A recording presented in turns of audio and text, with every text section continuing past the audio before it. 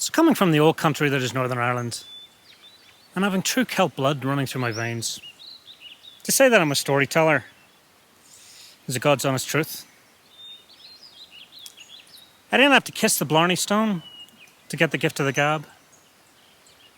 And I didn't have to go to the haunted mansion to truly know the paranormal. So there have been many moments in my life that cannot be explained by a traditional tone. Such as the time that I heard a banshee wail, but my fear prevented me investigation. But another moment that we can all relate to is during the courtship of the opposite sex. Sometimes that can be more terrifying than any creature from beyond. Sometimes we're even lucky to escape with all our senses intact.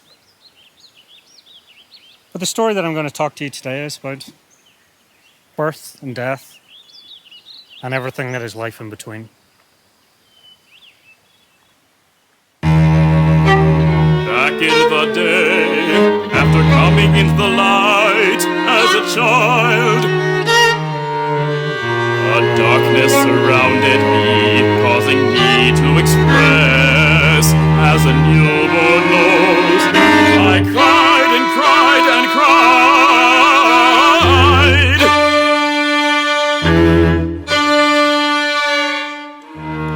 For months on end, I cried for no reason at all.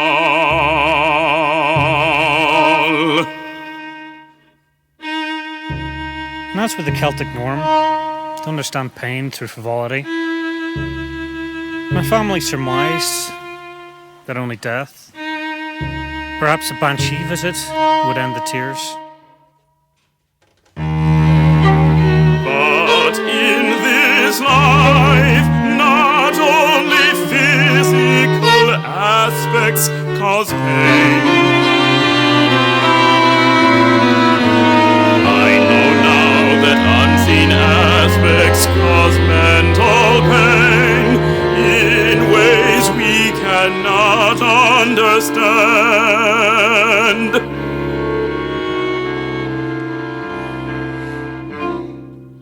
And at the time, my great-grandmother, my Nana, was unfortunately in the process of booking her passage off this mortal coil.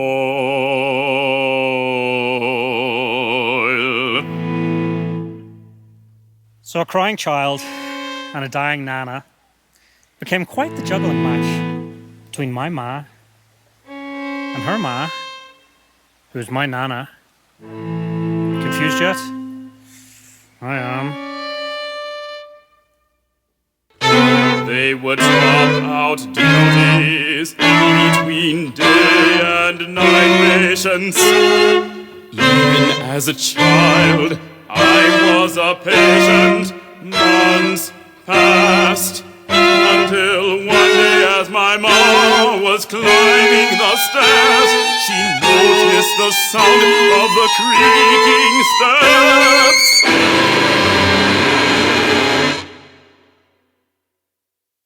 But something was missing. The sound of my tears. The sound of silence. Well, he must be dead. Well, of course I hadn't died, because I'm telling the story now. But she came downstairs, found me where she left me, cooing away in the pram.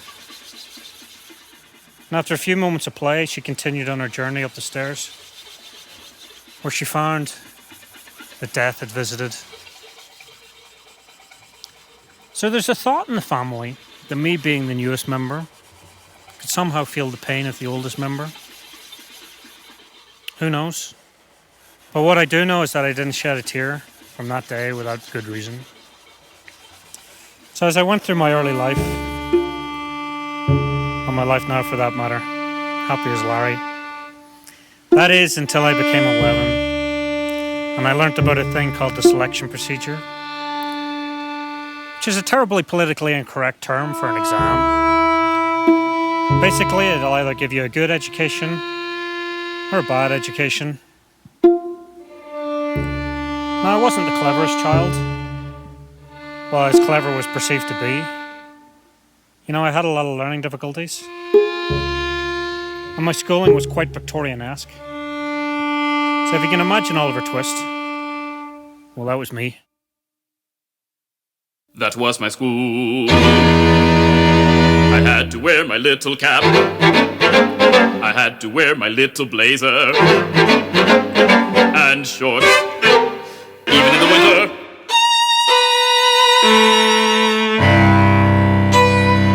These were not the happiest days of my life.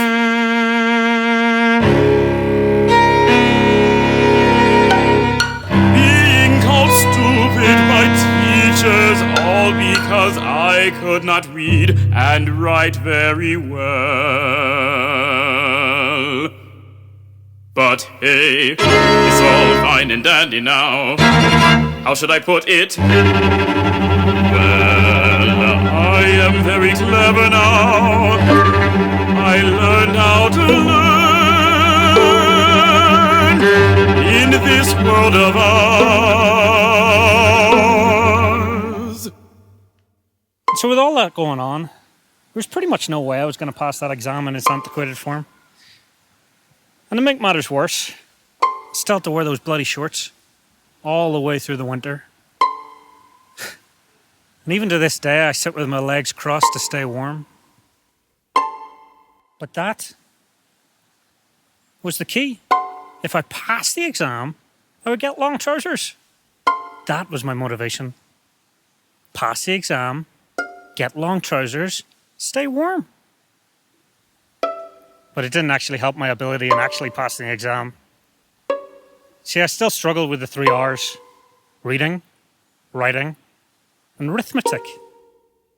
These words, these letters, always seem to slip away from me. And damn, these numbers always seem to slip away from me. What am I doing wrong? This exam, it will surely slip away from me. I have no more time. I almost have them, the letters and the numbers. I reach to grab them with my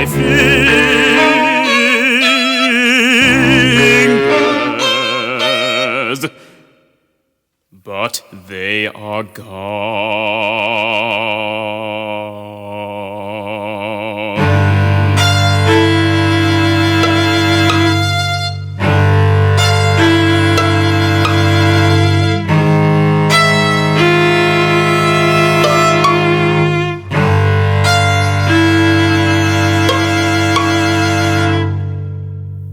There is nothing more I can do.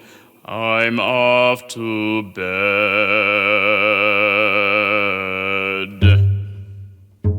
So time ticked, and it was the night before the selection procedure. And I found myself sleeping over at Nana's house, in the attic, and in the bed the great Nana died in. So whether it was the stress of the following day, or whether it was the dream, or whether it was the paranormal, who can tell? I certainly can't. My child, I have missed you so much. I have for you a gift. It's something you've always wanted. all the things you were looking for. This took some doing, so please don't lose this gift. Now you know that everything will be all right.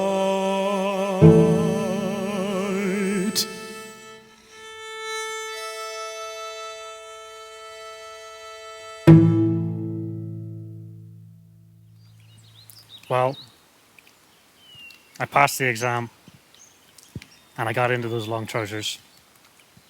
And throughout life, as with everyone, there have been many ups and downs, but I've tiptoed and tap danced through many hell-raising situations.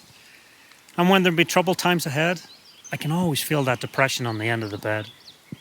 And I know that Great Nana is with me every step of the way, to this very day.